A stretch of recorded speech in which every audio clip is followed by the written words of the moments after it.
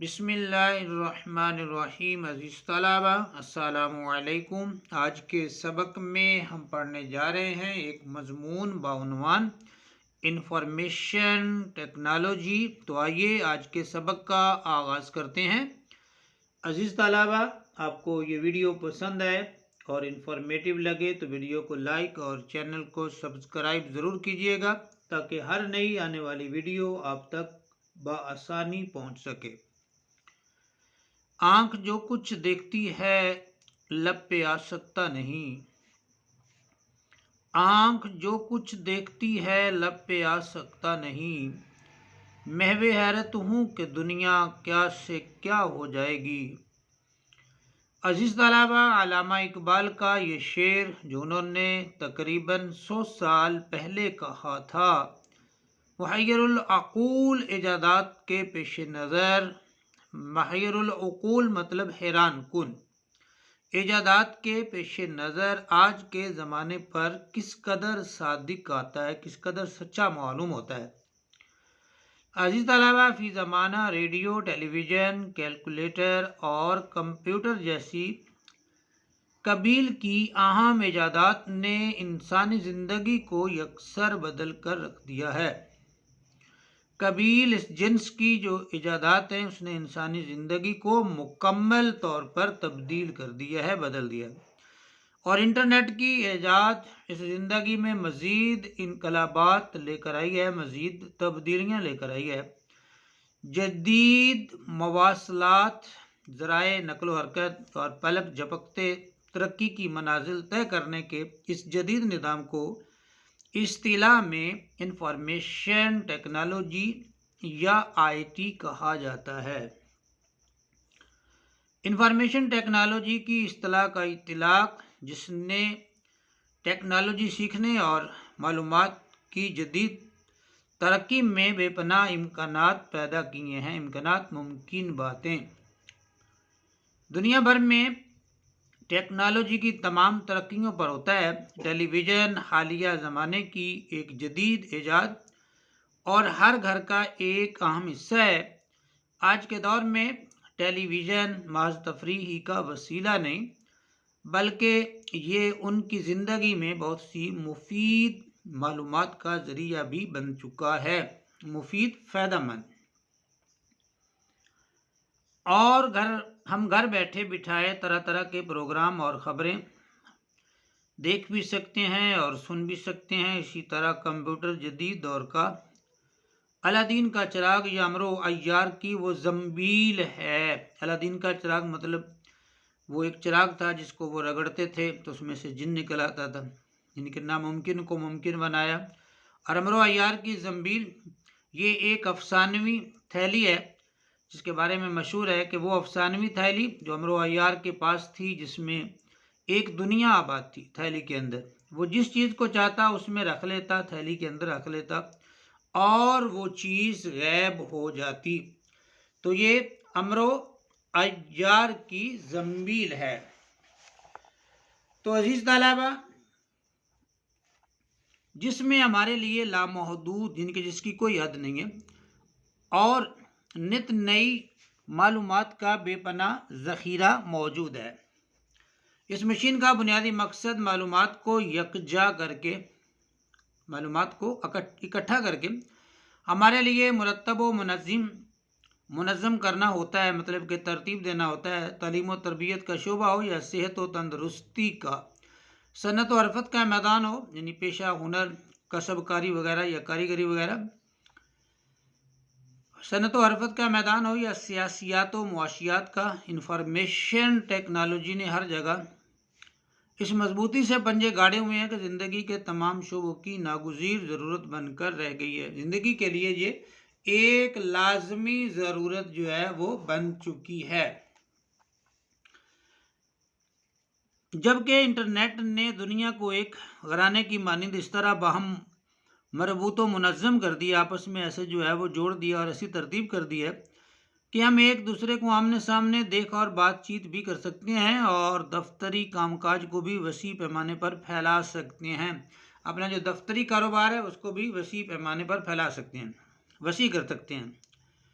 یہ انٹرنیٹ ہی تو ہے جس کے ذریعے سے گھر بیٹھے دنیا بھر کی معلومات تک رسائی مؤثر انداز میں اور بآسانی ممکن ہے۔ گھر بیٹھے دنیا جہان کی کتابوں اور رسائل و جرائد کا مطالعہ ہو سکتا ہے۔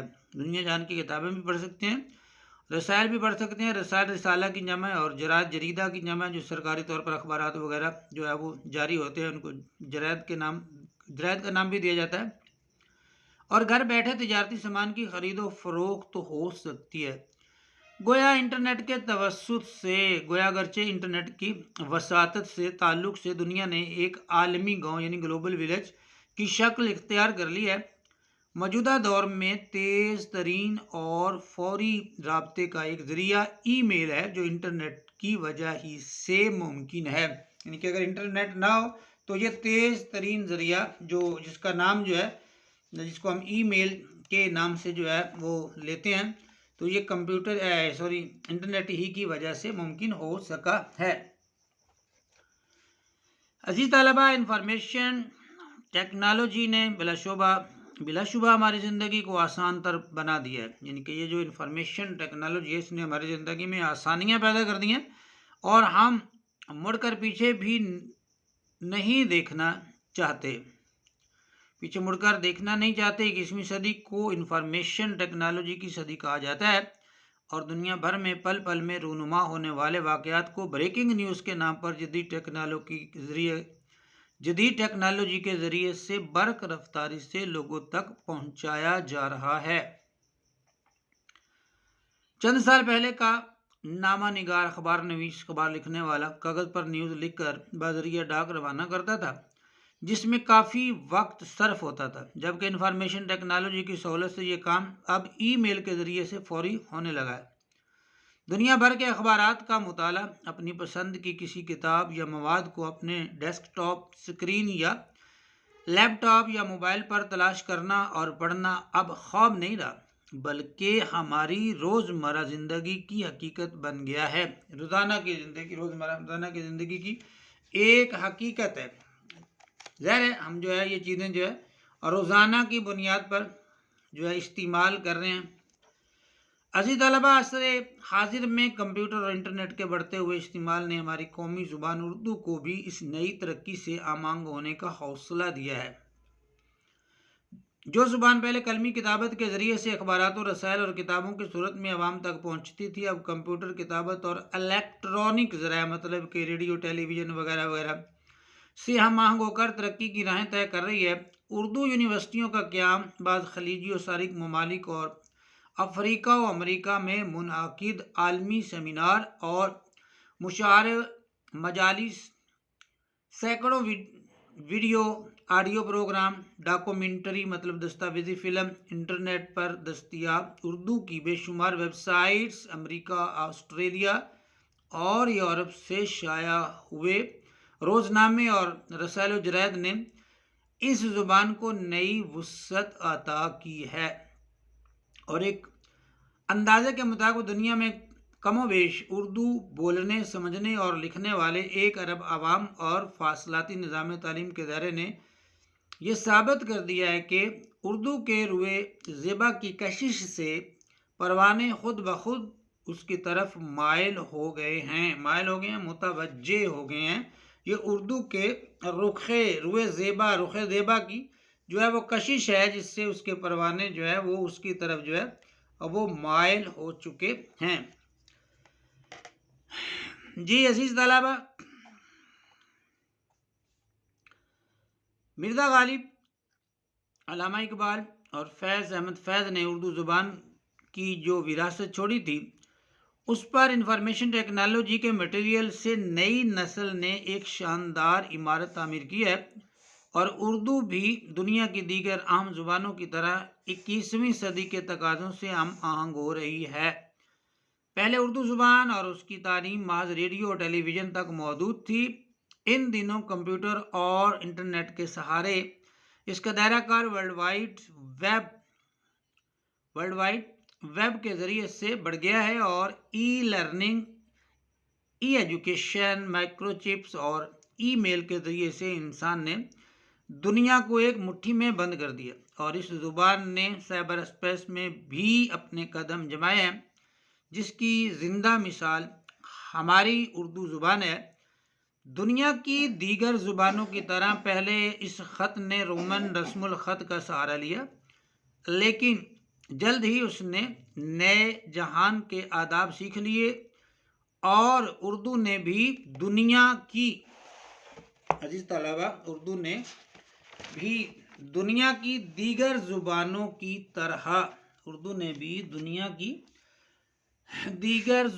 کی طرح پورے وقار کے ساتھ سائبر اسپیس میں اپنی جگہ بنا لی۔